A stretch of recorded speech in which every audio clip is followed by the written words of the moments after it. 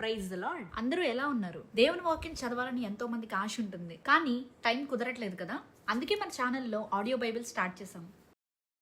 చాలా మంది చదువు లేని వాళ్ళు ఉంటారు, చదువు వచ్చి టైం లేని వాళ్ళు కూడా ఉంటారు. ఇలా ఉన్న ప్రతి ఒక్కరికి వాక్యం అందాలన్నదే మా చిన్న ప్రయత్నం. Let's do this. Praise the lord. ఈరోజు మనం సామెతలు 28వ అధ్యాయం చదువుకుందాం.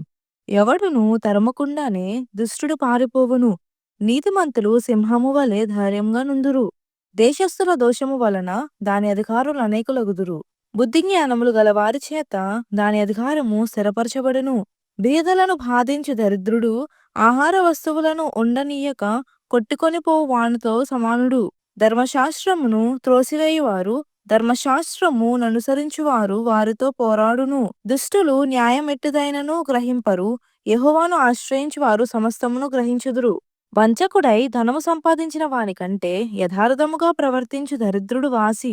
ఉపదేశమును అంగీకరించు కుమారుడు బుద్ధిగలవాడు. తుంటరుల సహవాసము చేయువాడు తన తండ్రికి అపకీర్తి తెచ్చును. వడ్డీ చేతను దుర్లాభము చేతను ఆస్తి పెంచుకొనువాడు దరిద్రులను కరుణించు వాని కొరకు దాని కూడబెట్టును. ధర్మశాస్త్రము వినబడకుండా చెవిని తొలగించుకొని వాని ప్రార్థన హేయము. యథార్థవంతులను దుర్మార్గమందు చొప్పించువాడు తాను త్రవ్విన గోతిలో తానే పడును. యథార్థవంతులు మేలైన దాన్ని స్వతంత్రించుకొందురు. ఐశ్వర్యవంతుడు తన దృష్టికి తానే జ్ఞాని. వివేకము గల దరిద్రుడు వానిని పరిశోధించును. నీతిమంతులకు జయము కలుగుట మహాఘనతకు కారణము. దుష్టులు గొప్పవారగునప్పుడు జనులు దాగియుందురు.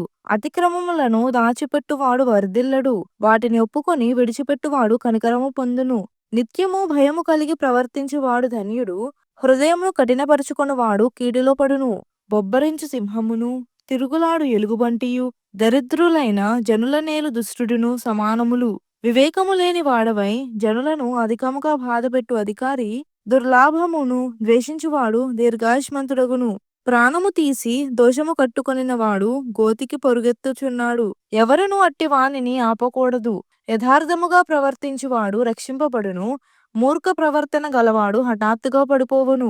తన పొలము సేద్యము చేసుకుని వానికి కడుపు నిండా అన్నము దొరుకును. వ్యర్థమైన వాటిని అనుసరించు వారికి కలుగు పేదరికము ఇంతంతా కాదు. నమ్మకమైన వానికి దీవెనలు మెండుగా కలుగును. ధనవంతులగుటకు ఆతురపడువాడు శిక్షనందకపోడు. పక్షపాతము చూపుట మంచిది కాదు. రొట్టెముక్క కొరకు ఒకడు దోషము చేయును.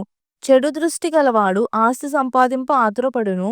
తనకు దరిద్రత వచ్చునని వానికి తెలియదు. నాలుకతో ఇచ్చకములాడు వానికంటే నరులను గద్దించువాడు తుదకు ఎక్కువ దయ పొందును. తన తల్లిదండ్రుల సొమ్ము దోచుకొని అది ద్రోహము కాదనుకొనువాడు నశింపజేయు వానికి జతగాడు. పరాస గలవాడు కలహమును రేపును. పేరాస గలవాడు కలహమును రేపును. యెహోవాయందు నమ్మకముంచువాడు వర్ధిల్లును. తన మనస్సును నమ్ముకొనువాడు బుద్ధిహీనుడు. జ్ఞానముగా ప్రవర్తించువాడు తప్పించుకొనును. బీదలకిచ్చువానికి లేమి కలుగదు. కన్నులు మూసుకొని వానికి బహుశాపములు కలుగును. దుష్టులు గొప్పవారగునప్పుడు జనులు దాగుకొందురు. వారు నశించినప్పుడు నీతిమంతులు ఎక్కువగుదురు. దేవుడి చిన్ని వాక్యం దీవించి ఆశీర్వదించునుగాక. ఆమేన్.